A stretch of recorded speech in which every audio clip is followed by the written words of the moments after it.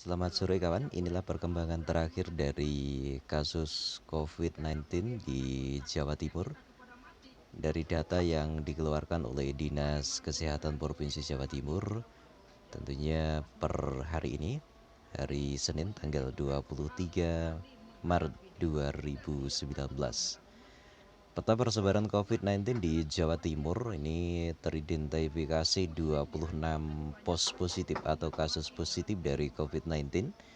Yang terbanyak ini adalah di daerah Surabaya, terdiri dari 20 kasus. Kemudian di Sidoarjo 1 kasus, di Malang Raya ini 2 kasus, sedangkan di Magetan ini ada 3 kasus.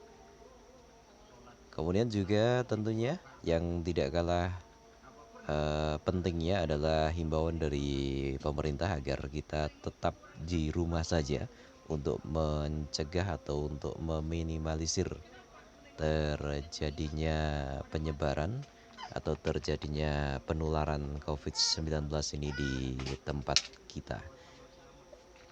Ada beberapa istilah kawan yang perlu kita pahami dalam COVID-19 ini. Di antaranya adalah yang pertama local transmission. Ini adalah kasus dari dalam negeri. Maksudnya adalah orang atau pasien yang tertular virus corona di dalam wilayah di mana kasus tersebut ditemukan. Sebagai contoh misalnya si A dinyatakan positif corona di Indonesia dan tertularnya pun juga di Indonesia. Ini penyebarannya disebut local transmission. Kemudian social distance yang biasanya kita sering dengar. Ini maksudnya adalah dilarang berdekatan, menjauhi segala bentuk perkumpulan, ini menjaga jarak antara manusia, menghindari berbagai pertemuan yang melibatkan banyak orang. Ini akan membantu untuk menghentikan atau memperlambat penyebaran penyakit menular ya. Jadi kontak langsung antara orang terinfeksi dengan orang yang tidak terinfeksi. Ini yang dihindari dengan social distance. Di antaranya adalah dengan menjaga jarak bertemu dengan orang lain minimal 1 sampai dengan 2 meter. Kemudian import case atau kasus dari luar negeri. Ini orang yang dinyatakan positif corona di dalam negeri namun tertular atau terjangkitnya ketika orang tersebut berada di luar negeri dalam sebuah kunjungan atau perjalanan singkat. Kemudian berikutnya lockdown. Ini yang banyak diperbincangkan.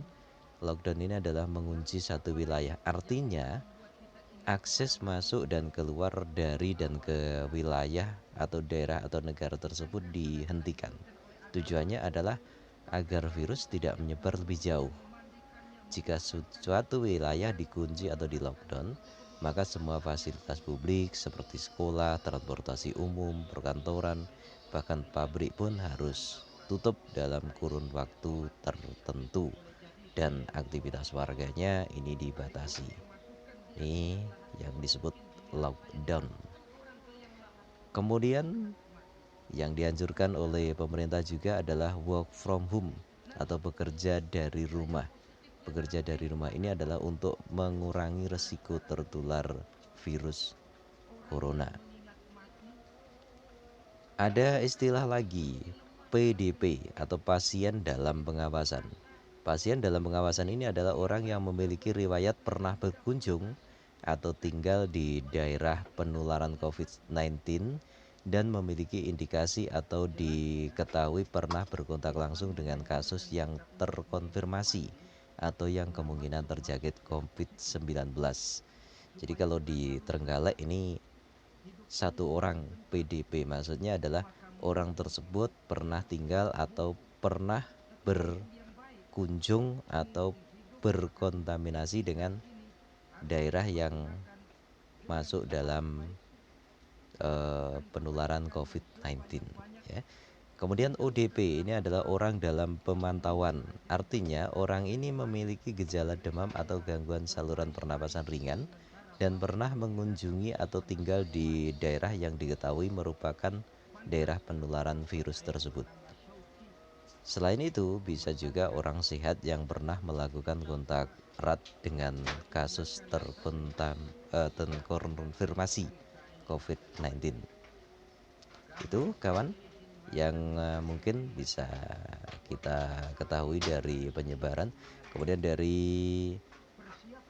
maklumat yang dikeluarkan oleh Kepala Kepolisian Negara Republik Indonesia nomor MAK 2/3/2020, ini adalah memberikan batasan kepada kita untuk tidak berkumpul selama masa yang sudah ditentukan. Itu yang harus dipatuhi. Baik, itu kawan, satu informasi untuk kita semua, mudah-mudahan bisa menambah pengetahuan kita semua, dan kita semua tetap terhindar dari penyakit-penyakit yang tidak kita inginkan. Terima kasih dan selamat sore.